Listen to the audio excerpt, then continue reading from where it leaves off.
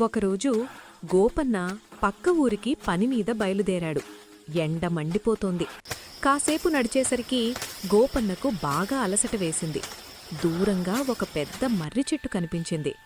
అబ్బా, ఆ చెట్టు కింద కాసేపు విశ్రాంతి తీసుకుందాం అని అటువైపు నడిచాడు. దారిలో గోపన్న కాలికి ఒక పెద్ద గుమ్మడికాయ తగిలింది. ఆ తీగను చూసి గోపన్న ఆశ్చర్యపోయాడు. ఏమిటిది? తీగ చూస్తే ఇంత సన్నగా ఉంది, కాని దీనికి కాసిన కాయలు మాత్రం ఇంత పెద్దవా అని అనుకున్నాడు.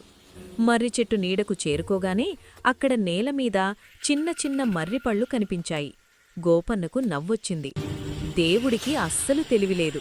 ఇంత పెద్ద చెట్టుకి ఇంత చిన్న పళ్ళేంటి? నేనే గనక దేవుణ్ణైతే ఈ మర్రి చెట్టుకు గుమ్మడికాయలు, ఆ సన్నని తీగకు మర్రిపళ్ళు కాసేలా చేసేవాణ్ణి అని వితండవాదం చేస్తూ నిద్రలోకి జారుకున్నాడు. కాసేపటికి మెల్లగా గాలి వీచింది. చెట్టు కొమ్మలు కదిలి ఒక చిన్న మర్రిపండు టప్పున గోపన్న తలపై పడింది. గోపన్న ఒక్కసారిగా ఉలిక్కిపడి లేచాడు. తన తలమీద పడింది చిన్న పండు అని తెలిసి ఊపిరి పీల్చుకున్నాడు. వెంటనే అతనికి ఒక నిజం గుర్తొచ్చింది. ఓరి దేవుడో, నేనెంత పొరపాటు పడ్డాను! దేవుడు చాలా తెలివైనవాడు. ఒకవేళ మర్రి చెట్టుకు గుమ్మడికాయలే కాసి ఉంటే అది నా తలపై పడి ఈ పాటికి నా బుర్ర పగిలిపోయేది. భగవంతుడి సృష్టిలో తప్పులు వెతకడం నా అమాయకత్వమే అని లెంపలు వేసుకున్నాడు.